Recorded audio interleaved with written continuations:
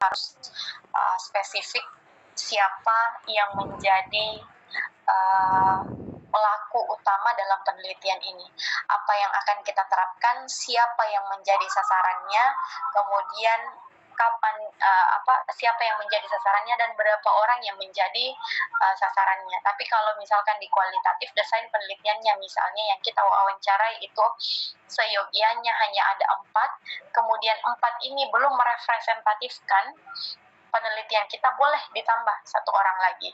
Kemudian pertanyaannya boleh dikembangkan. Tapi kalau didesain daripada kuantitatif, yang kita siapkan di instrumen hanya 20 saja. Kemudian responden kita misalnya adanya cukup 20 orang saja, ya 20 saja, tidak kita tambah dan tidak boleh dikurangi. Tapi kalau di kualitatif itu membolehkan ya. Kemudian di metode penelitian itu secara fleksibel, ini tadi yang saya maksud, boleh dikurangi dan boleh ditambah, itu tergantung daripada kebutuhan yang diinginkan ya. Kemudian secara perkembangan itu tampilan atau looknya itu, proses dalam penelitiannya itu berbeda dengan yang kualitatif karena menjadi pegangan langkah demi langkahnya ya. Karena secara spesifik kuantitatif ini menjelaskan beberapa tahapan dalam penelitian yang akan kita jalankan ya. Kemudian itu secara desain. Kemudian ada juga secara tujuan. Tujuannya ini tergantung dari apa yang kita akan teliti ya. Kemudian yang paling mendasar ini adalah di teknik penelitian yang tadi saya maksudkan adalah pengambilan datanya, bahwa kalau misalkan teknik penelitian dari kuali itu boleh menggunakan observasi, kemudian wawancara. Nah, wawancara ini juga boleh digunakan di penelitian yang kualitatif. Tapi untuk teknik penelitian berupa eksperimen, survei, dan yang lain-lain itu tidak bisa kita gunakan di penelitian kuali. Oke, di bawah juga ada instrumen penelitian yang membuat perbedaan, bahwa kalau di penelitian kualitatif itu biasa kita menggunakan instrumen itu adalah sesuatu yang kita gunakan atau alat yang kita gunakan untuk mendapatkan data ya. Instrumen penelitian. Misalnya bisa ditahu instrumen musik itu ada beberapa jenisnya ya, misalnya gitar, piano ya, itu atau adalah alat yang digunakan untuk memunculkan suara atau nada ya. Nah, kalau di penelitian, instrumen penelitian adalah alat yang digunakan untuk mendapatkan data yang akan diteliti. Nah, kita tidak bisa mendapatkan data tersebut tanpa bantuan yang namanya instrumen. Jadi sebelum melakukan penelitian, dibantu dulu dengan menggunakan instrumen penelitian. Nah, instrumen penelitian coba dilihat. Kalau misalkan teman-teman menggunakan kualitatif, ada human instrumen, artinya instrumen berupa orang ya. Instrumennya berupa orang. Yang tadi saya katakan bahwa kalau misalkan instrumen kualitatif itu wawancara yang akan kita kembangkan, entah wawancaranya secara terstruktur atau wawancara mendalam atau wawancara terbuka dengan orang lain ya. Kemudian ada bantuan buku catatan, yang artinya kalau misalkan apa yang disampaikan oleh responden kita dicatat dan boleh direcord. Itu adalah instrumen atau alat yang digunakan untuk mengumpulkan data. Sementara di kualitatif ada tes, angket, wawancara dengan skala, kemudian digunakan beberapa bantuan berupa PC, kalau misalkan menggunakan model yang SPSS, kemudian dibantu dengan alat berupa kalkulator. Ini instrumen yang kita gunakan untuk mendapatkan data penelitian. So, sejauh yang kita tahu bahwa penelitian kedua-duanya itu semuanya bagus dan semuanya tepat ketika sasaran dan tujuan penelitiannya sesuai. Ya, jadi tetapkan memang dulu tujuan penelitian kita apa. Kalau misalkan teman-teman sudah dapat satu case di lapangan, itu tentukan dulu tujuannya kita untuk penelitian ini apa. Kemudian barulah kita akan menentukan dan mencocokkan metode penelitian yang cocok digunakan, apakah kuali atau kuanti, ya. Nah, untuk sampel itu dalam penelitian ada namanya populasi, ya, adalah kumpulan atau jenis yang akan jumlah kelompok, ya, yang akan menjadi sumber dari penelitian kita atau objek dalam penelitian kita. Misalnya populasinya penelitian kita adalah Unismo Makassar secara umum, ya. Kemudian di bawahnya populasi itu lebih mengkerucut lagi, namanya sampel. Sampel adalah bagian daripada populasi yang dapat merepresentatifkan atau bisa menjelaskan secara keseluruhan si populasi tersebut. Jadi misalnya karena kita tidak bisa meneliti semua orang di Unismo Makassar, makanya kita mengambil sampel. Sampel kita misalnya ada 20 orang sampai 50 orang yang ada di Unismo yang kita jadikan sampel. Nah, sampel inilah yang kita gunakan dan kita ambil datanya untuk merepresentatifkan 1000 lebih orang yang ada di Unismo. Bisa dipahami? Kalau misalkan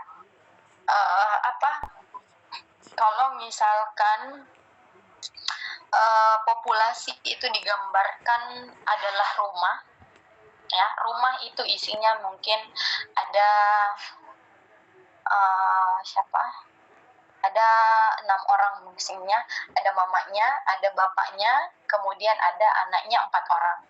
Kemudian untuk mengukur satu rumah itu dibutuhkan sampel kecil, ya, bagian dari populasi itu untuk menggambarkan keadaan si populasi ini.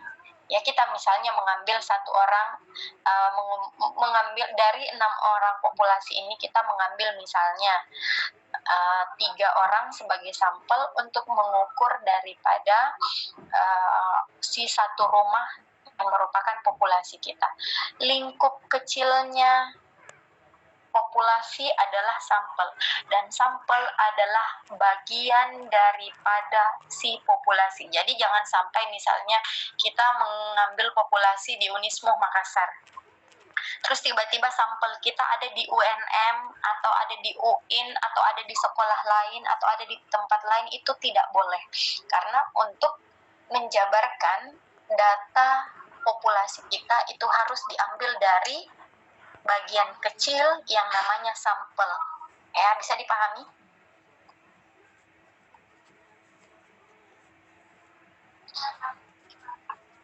Sejauh yang kita bahas dulu terkait dengan pengertian metode pengumpulan datanya sampai pada perbandingan antara kedua penelitian kuali dan kuanti ini, apa yang ingin ditanyakan atau ada yang ingin disampaikan sebelum kita lanjut?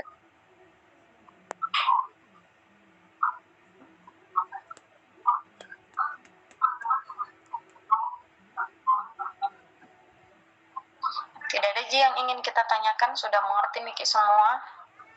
Sudah bisa dipahami semua apa itu penelitian kuali dan kuanti?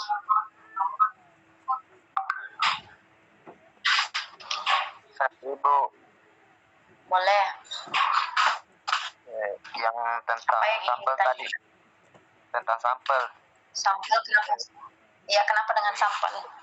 Gimana caranya memilih sampel yang representatif dalam penelitian, Bu? Dan metode apa yang digunakan itu dalam pengambilan sampel? Oke, kalau sampel, ini khusus untuk sampel ya, misalnya ada namanya tabel Craigie dan Morgan.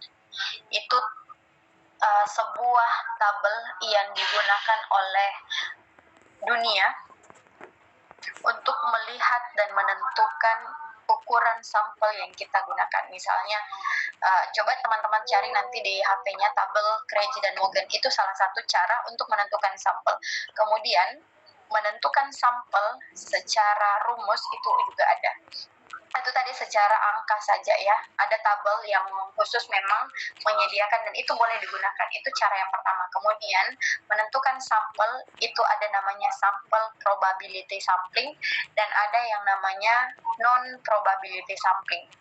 Artinya ada yang diacak, ada yang secara terstruktur, ada yang secara dipilih nanti secara, atau ada yang penunjukan langsung, itu ada nantinya. Nanti teman-teman pelajari di metodologi penelitian. Yang saat ini teman-teman ketahui bahwa penelitian dalam semua penelitiannya itu ada namanya populasi dan sampel. Kemudian sampel ini adalah harus merepresentatifkan. Nah, rumus penarikan sampelnya itu bagaimana caranya? Yaitu tadi, satu, boleh menggunakan tabel Craigie dan Morgan. Yang kedua, boleh menggunakan probability sampling, dan yang ketiga itu non probability sampling. Jadi teman-teman nanti akan pelajari, ini cukup kita singgung saja dulu ya, karena kalau misalkan kita sampai ke sampling atau sampel, pembahasan sampel, yakin dan percaya teman-teman masih akan kebingungan nanti. Jadi kita tuntaskan dulu garis besar penelitian yang akan kita lalui nantinya ya. Jadi penelitian seyogyanya ya, penelitian yang baik itu menentukan terlebih dahulu populasinya sejauh apa yang diinginkan, sebesar apa yang dimaui, ukurannya, kemudian kita menarik sampel sesuai dengan yang menjadi kebutuhan dan standar dari sebuah penelitian. Ya, ini sampel.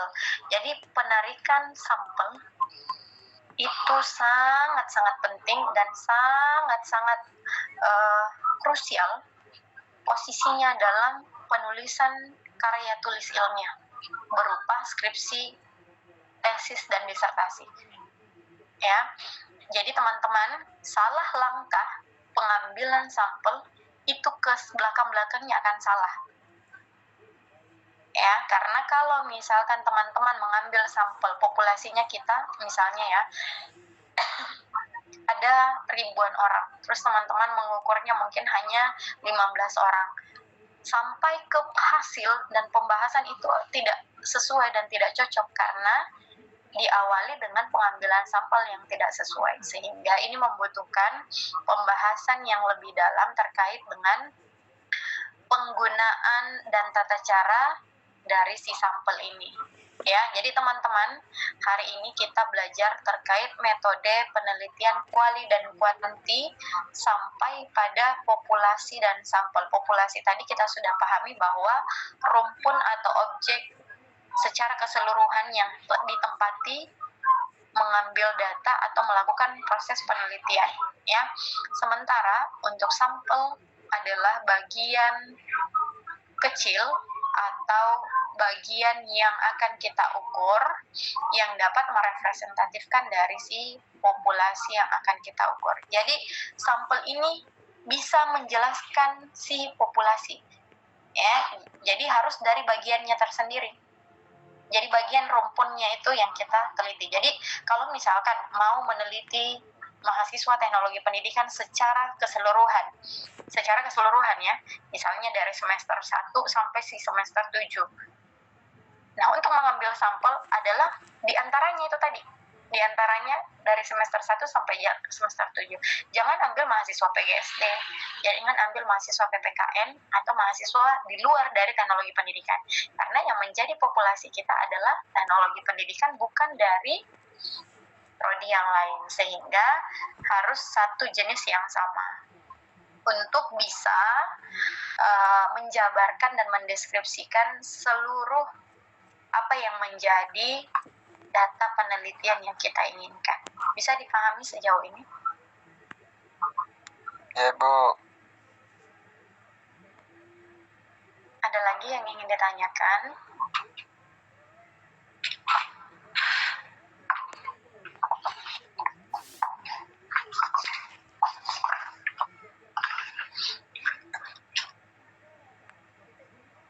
Ada lagi? Tidak ada, Ji.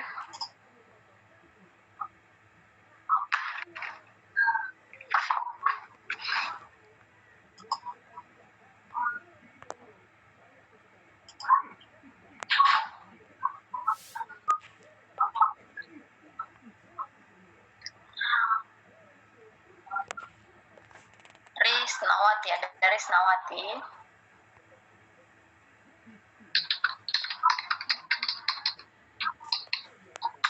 Risnawati ada.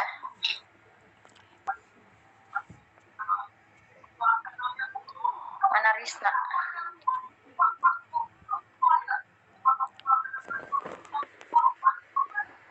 Ini ada tapi tidak punya wujud di kelas kita ya. Bagus di remove Risnawati. Tolong Asih di remove Risnawati dari room kita. Barbar nih. Oke, apa tadi penelitian kualitatif yang bisa ditangkap secara perspektif sendiri?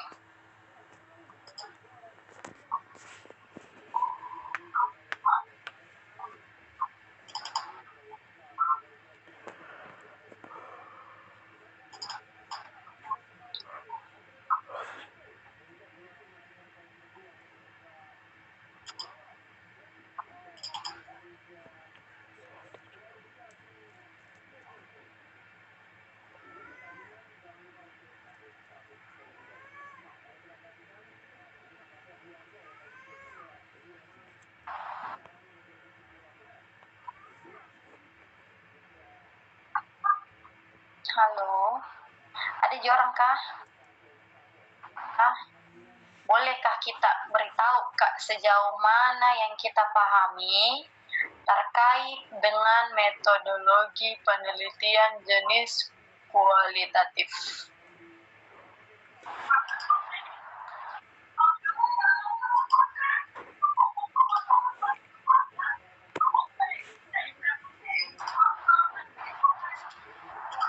Ya, Bu.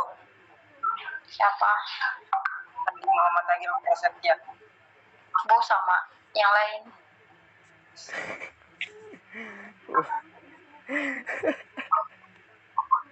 Salah. Saya salah.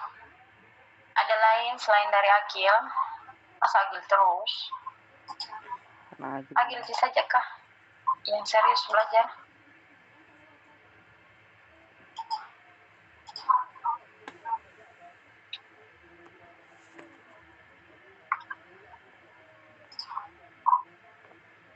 Masih lanjutan daripada penelitian sebelumnya yang sudah kita bahas pekan lalu. Di bab 3 metode penelitian ya. Yang pertama adalah jenis penelitian. Nah, tadi kita sudah tahu penelitian yang kerap digunakan untuk strata kita itu ada penelitian kuali dan kuanti. Teman-teman juga sudah tahu perbedaan keduanya. Jadi teman-teman kalau misalnya sudah punya case, satu masalah, temukan satu masalah di lingkungannya, tentukan dulu tujuan yang akan kita capai ya. Kemudian barulah kita akan menentukan ini cocoknya kuali apa kuanti. Nah, berhubung di sini anak bimbingan saya, ini satu contoh saja ya, ini masih bimbingan. Yang digunakan adalah kuantitatif. Jadi penelitian yang digunakan adalah penelitian kuantitatif dengan pendekatan eksperimen. Eksperimen ini adalah bagian dari pendekatan. Jadi nanti pada saat melakukan kuliah metodologi penelitian nanti akan diberikan jenis-jenis pendekatan kualitatif dan kuantitatif. Ada banyak jenisnya yang boleh kita gunakan. Nah, eksperimen ini kalau teman-teman salah dalam mengambil langkah pendekatan dari penelitian ini, itu seterusnya akan salah, tidak sesuai. Ini bisa kita baca, tidak terlalu kecil jika Bisa. Oke. Kemudian namanya juga ada beberapa yang namanya variabel. Ada yang variabel independen dan variabel dependen. Ada variabel bebas dan ada variabel terikat. Ada variabel yang mempengaruhi dan ada variabel yang dipengaruhi. Nanti teman-teman akan belajar secara spesifik terkait dengan variabel ya. Jadi kita ketahui dulu sistematika untuk metode penelitian. Yang pertama ada jenis penelitian. Di dalamnya itu kita membahas terkait dengan penelitian kuali atau kuanti yang akan kita gunakan selama penelitian yang akan kita jalankan. Kemudian yang kedua mesti ada adalah lokasi penelitian, di mana kita meneliti dan rencana sasaran di mana estimasi yang kita gunakan untuk penelitian.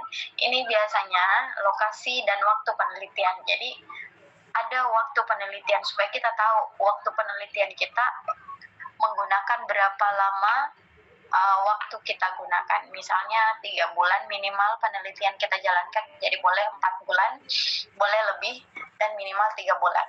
Atau boleh juga misalnya ditulis di situ hanya sekedar semester ganjil atau semester genap saja. Jadi lokasi penelitian dan waktu penelitian itu perlu ada sebagai bentuk penjabaran secara spesifik siapa yang akan diteliti dan di mana tempatnya dan kapan akan dilaksanakan. Kemudian ini tadi yang kita bahas sebelumnya, ada populasi dan sampel ya, yang menyatakan bahwa secara wilayah paling besar yang akan kita gunakan sebagai bentuk objek penelitian kita itu adalah populasi. Misalnya ya, ini mengambil populasi semua kelas yang ada di sekolah tersebut berjumlah 322 orang. Nah, kemudian ini semua ya, ini pada penelitian ini populasi yang digunakan adalah seluruh siswa kelas 8. Jadi ada kelas 8.1, kelas 8.2 sampai 8.10 yang menjadi populasinya. Untuk sampelnya itu ditarik, ini digunakan non-probability sampling atau tidak terpilih secara acak. Ya, ada tadi saya sebutkan ada namanya probability sampling dan non-probability sampling. Terpilih secara acak dan tidak secara acak. Ya, ada juga yang menggunakan tabel Krejci dan Morgan. Nah, ini biasa kita gunakan. Nah, setelah itu kita lihat ada berapakah. Nah, ini penarikan sampel, penunjukan langsung, yang artinya sampel yang dia gunakan adalah 2 kelas, yaitu 83 dan 84, berdasarkan dengan keadaan populasi yang sudah kita jabarkan. Jadi ini sudah diturunkan dengan beberapa rumus, dengan model penarikan sampel non-probability sampling, akhirnya mendapatkan keadaan sampel yang 2 kelas ini. Tadi ada banyak kelas ya, tapi alhamdulillah berdasarkan dengan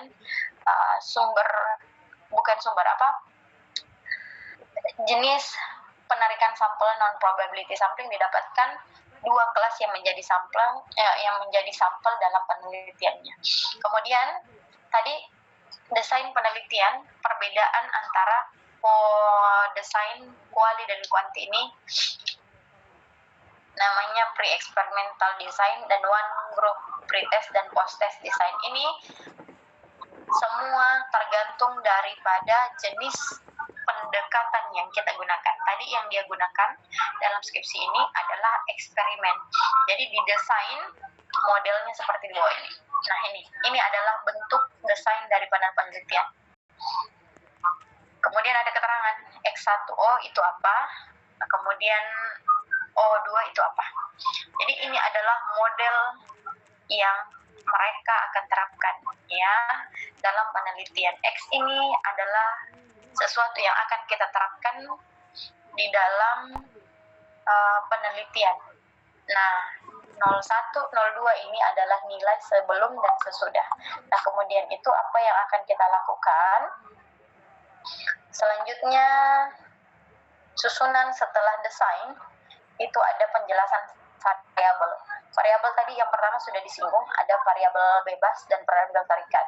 Kemudian definisi operasional. Dalam definisi operasional itu adalah hal yang terkait pengertian secara operasi di dalam penelitian.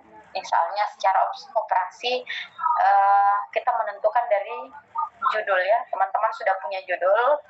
Nanti kita akan bahas definisi operasionalnya itu kira-kira operasi dalam penelitian ini secara gambarannya itu apa.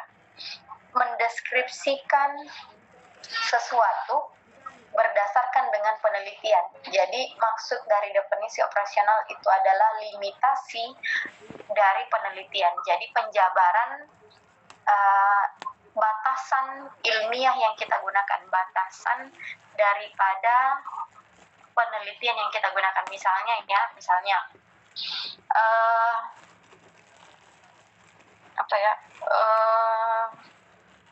multimedia interaktif adalah proses pembelajaran yang memberikan feedback dan adanya interaksi antara kedua belah pihak, antara guru dan siswa.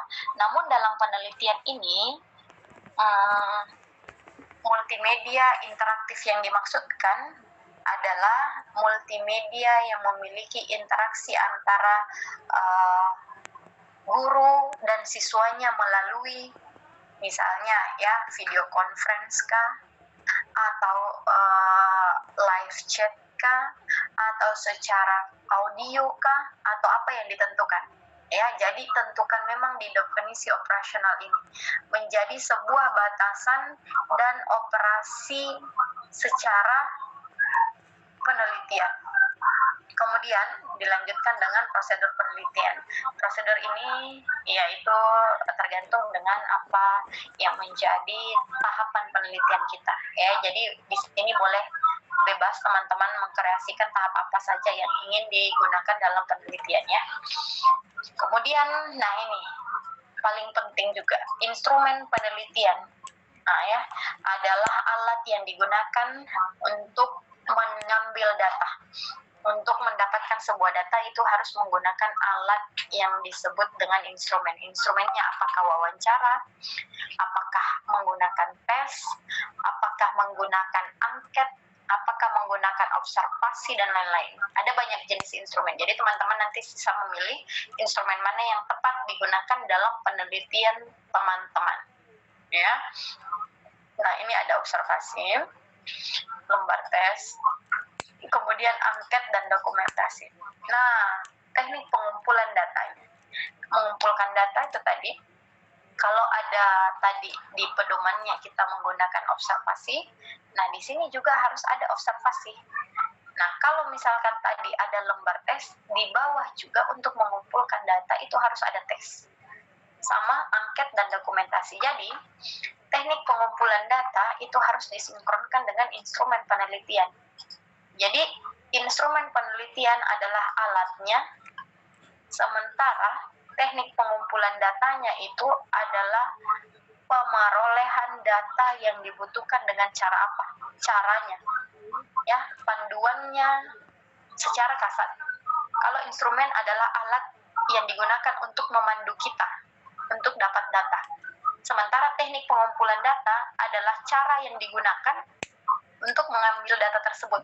Jadi harus sinkron antara instrumen yang digunakan dengan teknik pengumpulan yang digunakan.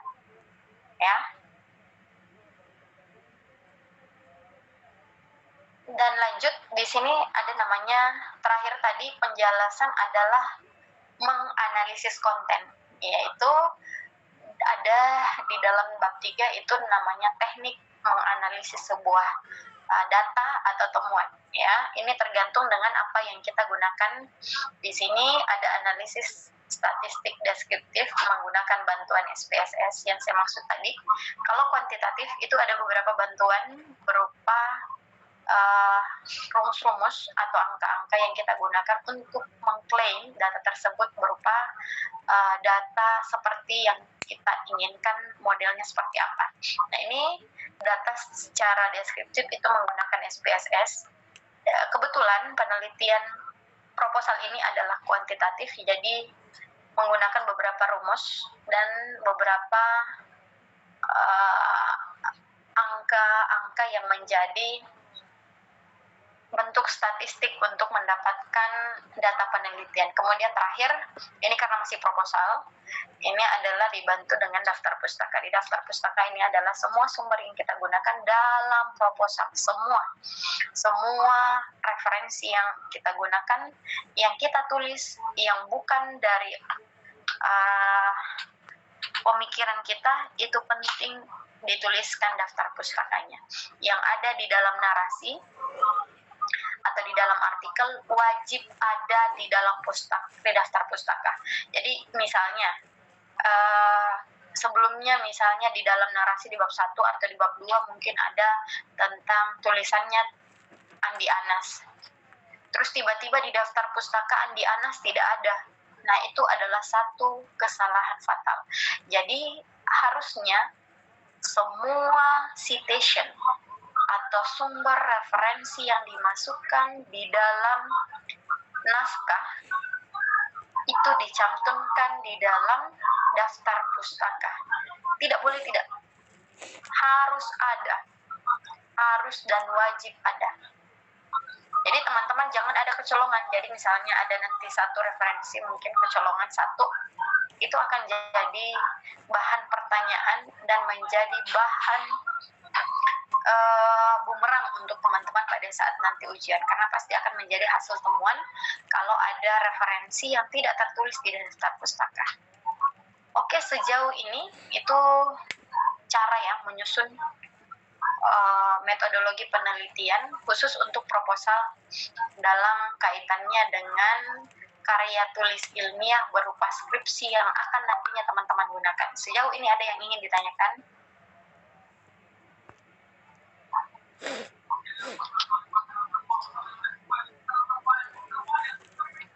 Ada yang ingin ditanyakan?